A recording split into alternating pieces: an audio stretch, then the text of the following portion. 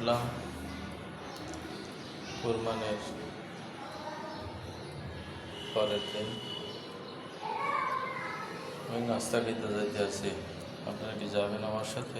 দেখি হোটেল চার দোকান খোলা আছে কিনা। বাসা হচ্ছেন বাড়ির থেকে দিয়ে যাই।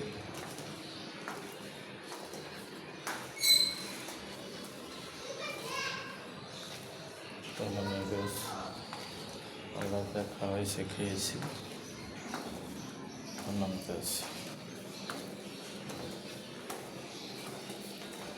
দেখি চার দোকান হোটেল খোলা পাই কিনা। যদি পাই আপনাদেরকে দাওয়াত দেবো, আপনারা আসবেন, হোটেলে নাস্তা করবেন।